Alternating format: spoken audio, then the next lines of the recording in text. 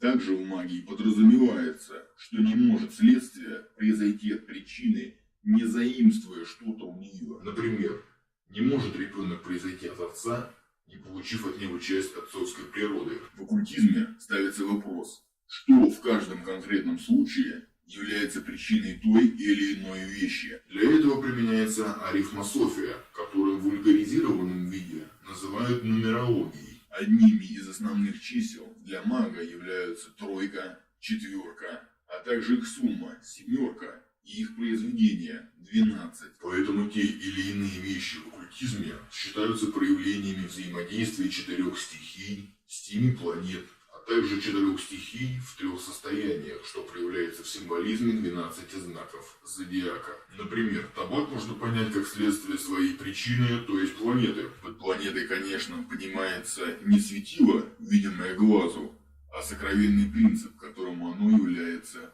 проявлением. В этом случае табак оказывается марсианским, поскольку многие марсианские вещи способны приносить вред или нервное возбуждение. Подобные параллели называются системой соответствий между вещами разного порядка. Будь они причиной чего-то или следствием, они всегда в чем-то сходны. В зависимости от схожести разных вещей, маг может использовать то или иное в своих целях. Также такой подход позволяет предсказывать поведение одних вещей по изменению других. Как астролог по изменению положения звезд судит о происходящем на Земле. Маг тоже использует данные знания, но не так часто для предсказаний, как для влияния на окружающий мир. Из-за этого магические церемонии делаются при определенном положении планет и звезд. Талисманы создаются в четко отведенное для этого время и так далее. Как правильно находить соответствия и использовать их в своих целях, учит оккультизм. Для изучения этого вы можете обратиться к соответствующей литературе. Например, прочтите первую часть оккультной философии Агриппы. Можете прочитать также все части оккультной философии, но при возможности литературу, которую я упоминаю, читайте на английском, французском, немецком или итальянском языках. Помимо Агриппы, обратитесь к Папюсу. Я имею в виду его первоначальные сведения по оккультизму и практическую магию. Обратите внимание, что переводом с французского в свое время занимался Александр Валерьянович Троиновский, внедривший в переводимые им книги множество колдовских рецептов для более успешных продаж. И если вы хотите заниматься магией, а не колдовством, глаза лягушек вам высушивать не придется. Вам стоит обратить свое внимание и на книги Элифаса Леви, делая поправку на его чрезмерную фантазию. Прочтите его учение «Ритуал высшей магии» и магический ритуал Sanctum Regnum, чтобы ознакомиться с тем, сколь многообразной формы, в которых может предстать оккультная философия.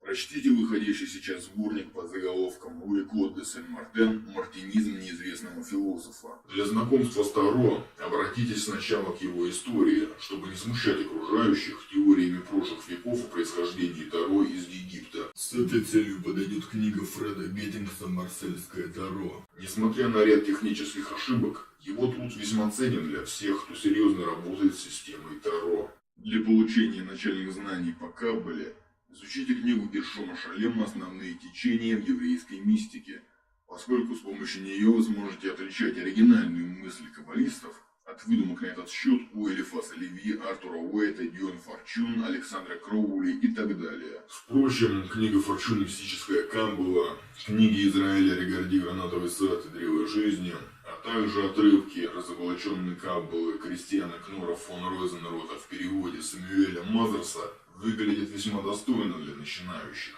Ознакомьтесь также с книгой Жака Саду «Алхимики и золото», с подлинной астрологией Джона Фроули, а из художественной литературы с романом «Призрак» или, как его еще называют, «Занония», написанный Эдвардом Булвер-Литтоном. Для того, чтобы изучить историю того, чем вы решили заняться, обратитесь к западному эзотеризму Ваутера Ханеграфа, черной магии Ричарда Кавендиша, змею книги бытия Станисласа де Гуайты и истории магии Элифаса Леви. Для получения представления о философских концепциях, которые используются магами, почитайте Платона, Аристотеля, Ямлиха, Платина и Порфирия. Хотите понять индийскую философию? Обратитесь к Ведам, Абхидхармакоша Васубандху или к Йога-сутрам Патанджали. В целом этого будет достаточно, чтобы составить определенное представление и понять, нужно ли вам это. Не буду говорить о литературе по рунам, поскольку, к сожалению, то, что именно называется сейчас, является лишь реконструкцией одного из древних алфавитов, а интересные лично мне трактаты по магии рун еще не издавались в виде, доступном читателю, не знающему латыни. Могу также посоветовать книги, например, по открытию чакр или по выходу в астрал. Но зачем читать вторичную литературу, не правда ли?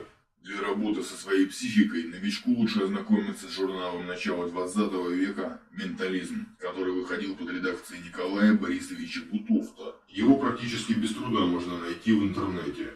Публикации в этом журнале хороши тем, что многие техники, представленные там, весьма безопасны для новичка. К тому же материалы журнала неоднократно копировались и видоизменялись, чему подтверждением служат многочисленные книги, которые выходят сейчас. Напрашивается вопрос, что из этого является первоочередным для того, кто все же решил заняться магией серьезно.